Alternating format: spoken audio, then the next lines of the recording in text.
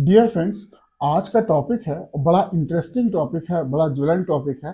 सनातन धर्म में मांसाहार या सनातन धर्म और मांसाहार। देखिए, अभी जो नोशन या जो धारणा प्रचारित की जा रही है वो ये है कि हिंदू धर्म में, सनातन हिंदू धर्म में शाकाहार ही प्रमुख भोजन स्वरूप रहा है या शाकाहार ही उचित है, वही एक्सेप्टेबल है।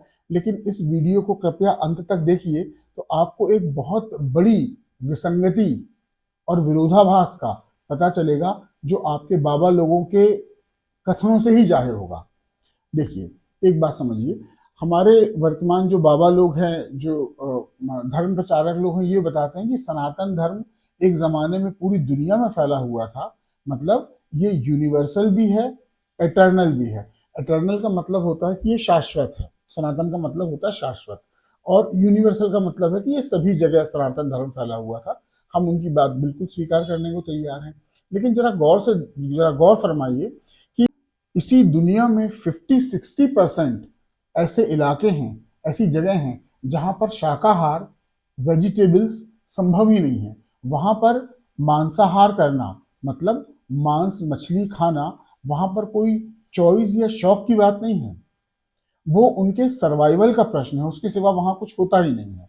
जैसे मान लो, हमारे धर्म प्रचारक लोग कहते हैं कि एक जमाने में मक्का मदीना में या अरेबिया में भी सनातन धर्म था। चलिए, हमने मान लिया, बिल्कुल सही है। लेकिन वहां हजारों साल से वहां की आबादी बिना मांस के, भेड़ बकरी ऊंट, बिना मांस के सरवाइव कर ही नहीं सकती थी। वहां पर पेड़ों के नाम पर खजूर होता था, बिल्कुल सही बात है। वहां ओएसिस माने नखलिस्तान होते थे जहां पर लिमिटेड पानी मिलता था। तो उन लोगों के लिए मजबूरी थी कि पशु बलि देना, वो भगवान को भी बलि देते थे और पशु को खाना।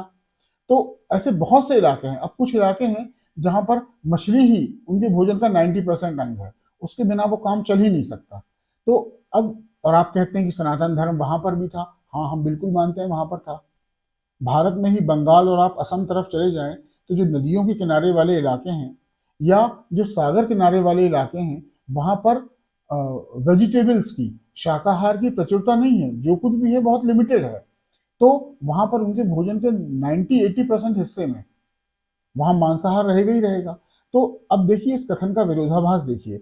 यदि हमारे आपके धर्मगुरु ये कहते हैं कि सनातन धर्म सर्वव्यापक था, सर्वत्र था, सदा से था, तो फिर उनको ये नहीं कहना चाहिए कि सनातन धर्म में मांसाहार का निषेध है। वो सिर्फ वेजिटेबल्स के लिए या वेजिटेरियंस के लिए ही है। तो मैंने इस वीडियो के माध्यम से अपनी बात बताई कि आपके और हमारे धर्म गुरुओं के वचनों में, कथनों में विसंगति है। यदि हमारा धर्म सर्वव्यापक था और साउथ अमेरिका की जो माया सभ्यता है वहां पर भी अवशेष मिले हैं, तो वो सारे इलाके ऐसे थे, उनमें से कई इलाके ऐसे थे जहां पर शाकाहार संभव नहीं था। तो वो लोग सनातन धर्मी भी थे और मांसाहारी भी थे, यानी मांसाहारी होने के बावजूद वो सनातन धर्मी थे। इसलिए इस भ्रामक अवधारणा से बचें। और यदि आपको ये कंटेंट अच्छा लगा हो तो प्लीज़ इसे लाइक, शेयर और सब्सक्राइब जरूर करें। That's it.